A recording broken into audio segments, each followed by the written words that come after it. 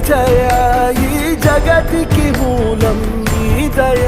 నీ దర్శనముంది వెలిగిన జ్యోతి మనసున చిన్మయ